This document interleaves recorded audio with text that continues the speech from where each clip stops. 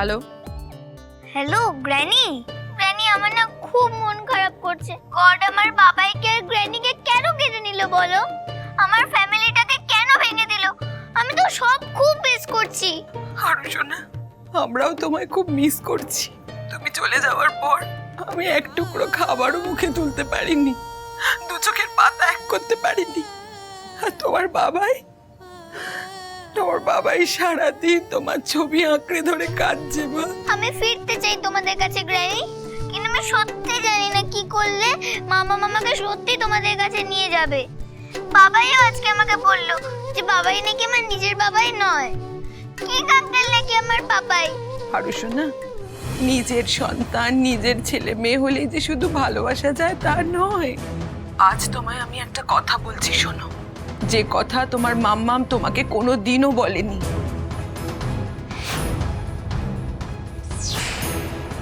হারু সোনা, এবার বুঝতে পারছো তো, মল্লার তোমার নিজের বাবাই নয়, কিন্তু তোমাকে প্রাণ দিয়ে ভালোবাসে। সোনা, তুমি চিন্তা করো না গ্র্যানি, আমি খুব শিগগিরই মাম্মামকে নিয়ে ফিরে আসবো। তোমাকে আর বাবাইকে আমি আর কিছুতেই কষ্ট পেতে দেব না। যারা তোমাদেরকে কষ্ট দিয়েছে এবার তারা পানিশমেন্ট পাবে।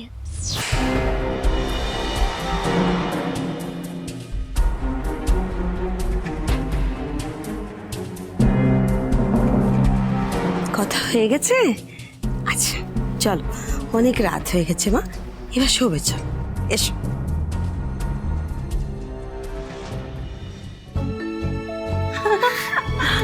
মাম্মা, আরাধার পছন্দ হবে তো? খুব। এসো দিদি ভাই, এসো এসো এসো।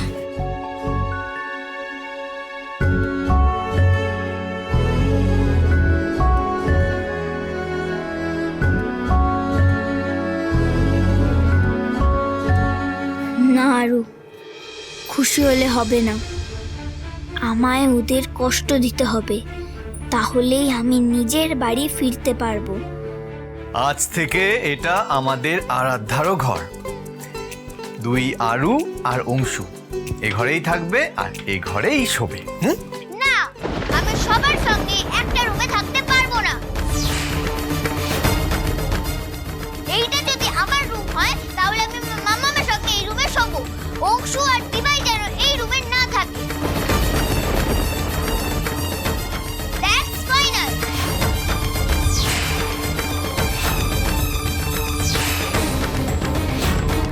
দেখো আরু, বেটা, এই ঘরটা তো তোমার দিদিভাইয়ের ঘর।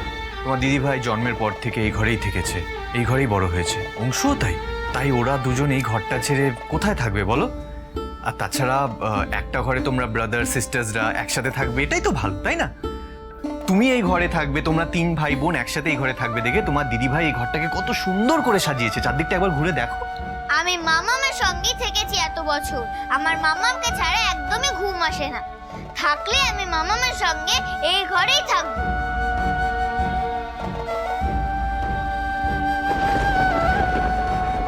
চল না আরাধ্যা, আমরা ব্রাদার সিস্টাররা একসাথে থাকি। তোরা কেন বুঝতে পারছিস না? তোদের এই রুমে থাকার হ্যাবিট আছে, কিন্তু আমার নেই। আমাদের ছোট্ট একটা ফ্ল্যাট ছিল, কিন্তু সেখানেই আমার বাবাই আমার জন্য একটা ছোট্ট রুম বানিয়ে দিয়েছিল। আমি আর আমার মাম্মাম সেখানেই থাকতাম। তাহলে এইখানে আমার মাম্মাম আর আমার জন্য একটা রুম কেন দেবে না?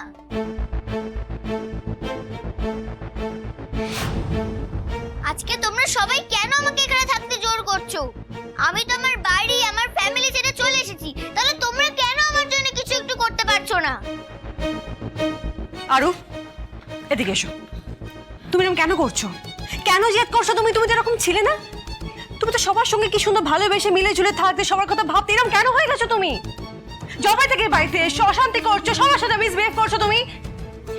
আমি বুঝতে পারছি তোমার জন্য বিষয়টা অ্যাকসেপ্ট করা একটু কঠিন, কিন্তু তুমি নিজের জন্য সবাইকে অশান্তিতে ফেলতে পারো না, তুমি সবাইকে প্রবলেমে ফেলতে পারো না। আর ওটা বোঝো তুমি। ঠিক আছে মামা, আমি আর কাউকে কোনো প্রবলেমে ফেলবো না। তুমি শুধু আমাকে আমার নিজের বাড়িতে আমার বাবার কাছে চলে যেতে দাও, তাহলে সব প্রবলেম তো সলভ, কোনো প্রবলেম রইলো না। আরু প্লিজ। আরোহী, আরাধ্যার দিকটা আমাদের বোঝা উচিত। বুঝতে চাইছি না। আপনি প্লিজ মাথা ঠান্ডা করুন, রাগ করাটা ঠিক নয়। আরাধ্যার জন্য এটা একটা অনেক বড় চেঞ্জ, আমাদের ওর সাথে অ্যাডজাস্ট করা উচিত। আচ্ছা বেটা, তুমি যেমনটা চাইছো, তোমার যেটা ইচ্ছে ঠিক তেমনই হবে। I assure you. অংশু, এদিকে এসো, এদিকে এসো, এসো। অংশু, বলছি আমাদের তো অনেকগুলো ঘর আছে এখানে, তাই না? আর তুমি তো আগে বলেছিলে যে এই ঘরটা তোমার একটু গার্লি গার্লি লাগে। তাই আমরা বরং এক কাজ করতে পারি, আমরা অন্য একটা ঘরে থাকতে পারি। কোন ঘরে? পাপাইয়ের ঘরে। ইয়েস! তাহলে আরাধ্যা আর মাম্মাম এই ঘরে থাকবে, আর আরো সিনিয়র আর আমার অংশু পাপাই ঘরে থাকবে। ডান? ডান। ইয়েস। ঠিক আছে আরাধ্যা, তুই এই ঘরেই থাক, আমাদের কোনো প্রবলেম নেই। তুই যখন সবার সঙ্গে থাকতে পারবি, তোর জন্য আমরা একটুখানি নিশ্চয়ই করব। আর আমাদের আরাধ্যার জন্য তার সিস্টার আর ব্রাদার্সরা এইটুকু তো করতেই পারে, তাই না অংশু? হ্যাঁ। সবে তো ঘর দিয়ে শুরু হলো, এবার ধীরে ধীরে আরাধ্যাকে দিয়ে গোটা বাড়ি আমি 2 ভাগে ভেঙে দেওয়ার ব্যবস্থা করব। সরি অংশু দি ভাই, আমি জানি আমার জন্য তোমরা খুব হার্ট হচ্ছ, কিন্তু একদিন তোমরা বুঝতে পারবে আমি যা করছি আমাদের সবার ভালোর জন্য করছি। মামনি, চা। পিসুমণি, thank you Titli, much needed. Thank you so much. Welcome. Anshu, এই যে তোমার টিফিন বক্স, দেখি একটা দাও। এই যে টিফিন কমপ্লিট করতে হবে। আর পিসিমণি, মামনি চলো, ব্রেকফাস্ট রেডি হয়ে গেছে। এই বিদিশা, দেখেছো মেয়েটা সকাল সকাল উঠে আবার বাড়ির কাজকর্ম করতে লেগে পড়েছে।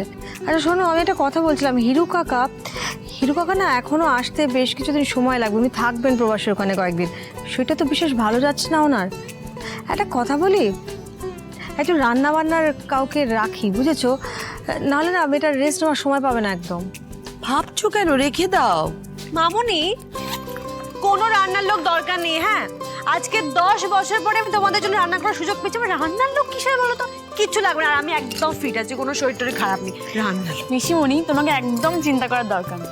আমি দিদিয়াকে একটু বেশি কাজ করতে দেবো না।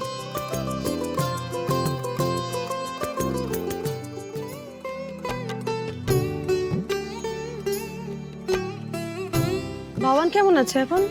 না, এমনি জ্বরটা আর আসেনি, তবে ওকে রেস্ট করতে বলে দিয়েছি। আচ্ছা, তোমরা ব্রেকফাস্ট করেছো তো? চলো, রেডি হয়ে গেছে। না না না না, সময় নেই অত, আমি ওদেরকে স্কুলে পৌঁছে দিয়ে আসি। অংশু, রমি বিট্টু, তোমরা খেয়ে যাবে নিশ্চয়ই। আরু কোথায়? আরু, আরু! হ্যাঁ মাম্মা। এই রে, এটা ভারী অসুবিধার কাণ্ড ঘটেছে। হ্যাঁ, বাড়িতে একই নামে দুজন মানুষ যদি থাকে, তাহলে ডাকলে তো দুজনেই সাড়া দেবে। হ্যাঁ, আরু বলে ডেকেছে, সাড়া দিয়েছে। আচ্ছা আরু, চলো খাবে, চলো ব্রেকফাস্ট রেডি, চলো। মামা, আজকে তোমাকে আমাদের দুজনের মধ্যে যে কোনো একজনের নাম ঠিক করতে হবে। তুমি আমাকে আলু বলে ডাকো, তাহলে তুমি দিভাইকে আলু বলে ডাকবে না, ডাকা যাবে না।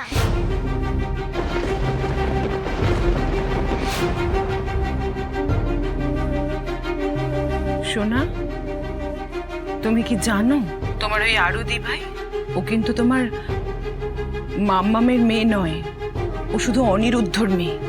তাও আরুকে তোমার মাম্মাম নিজের মেয়ের মতো ভালোবাসে।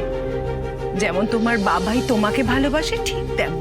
তাই ওই বাড়ির কেউ যদি তোমাকে বলে মা কখনো আলাদা হয় না, মায়ের কখনো ভাগ হয় না, তাহলে তুমিও জানতে চাইবে সোনা, তোমার বাবাইয়ের ভালোবাসা ভাগ হবে কেন? তুমি যদি মল্লারকে নিজের বাবাই না বলতে পারো, তাহলে তোমার দিদি আরুও তো নিজের দিদি হলো না। কৃষ্ণের পালক বাবা মা যেমন কৃষ্ণকে কম ভালোবাসা দেয়নি, তেমন মল্লারও তোমাকে নিজের মেয়ের মতো মানুষ করেছে। ওই অনির চেয়ে ওর ভালোবাসা কোনো অংশে কম নয়, বরং বেশি। আমি একটা জিনিস বুঝতে পারছি না, আরু তোমার দিন দিন এত জেদ বাড়ছে কেন? কিসের এত জেদ তোমার? তুমি এরকম ব্যবহার কেন করছো? আমি তো তোমার কাছে কিছু দাবি করছি না মামা, তাহলে তুমি কেন আমার সঙ্গে এরকম রুড বিহেভ করছো বলো তো? দিভাই তো তোমার নিজের মেয়েও নয়, তাহলে দিভাইয়ের জন্য তুমি আমাকে কেন বকছো?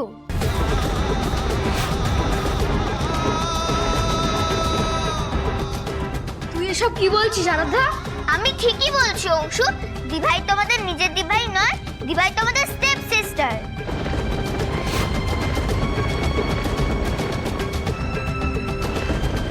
কখনো না, তুই দিভাইকে স্টেপ সিস্টার বলবি না। আমরা দুজন দিভাইয়ের নিজের ভাই, জগন্নাথ আর বলরামের মতো। আর শোনা, দেখো তুমি যেভাবে কথাগুলো বললে, তোমার দিভাই তো খুব হার্ট হয়েছে, তাই না? আমার মনে হয় তোমার দিভাইকে সরি বলা। না, আমি দিভাইকে সরি বলবো না। হয় মামা আজ থেকে আমাকে আরু বলে ডাকবে, আর নয়তো দিভাইকে। আর যদি মামা আমার কথা না শোনে বা তোমরা আমার কথা না শোনো, তাহলে কিন্তু আমি আমার বাবার কাছে ফিরে যাবো।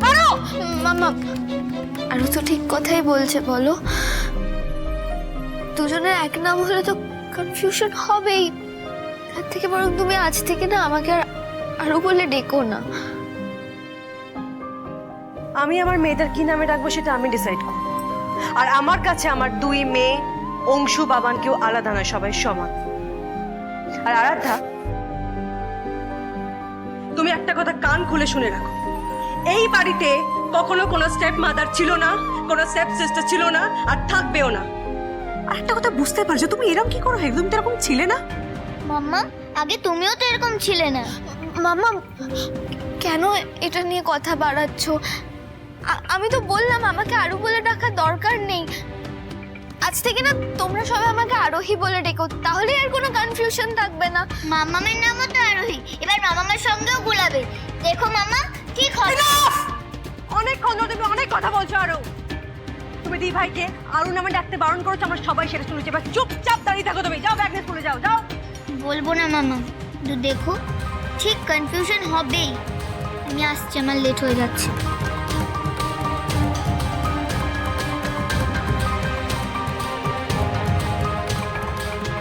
আঙ্কেল চলো, আমার লেট হয়ে যাচ্ছে। হ্যাঁ বেটা, তা তুমি গাড়িতে গিয়ে বসো, আমি আসছি। অংশু,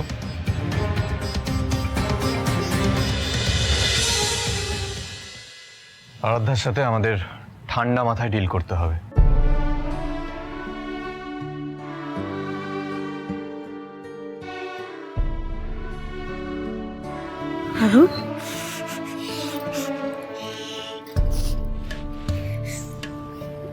বোন তো ছোট, বলো পিপিন।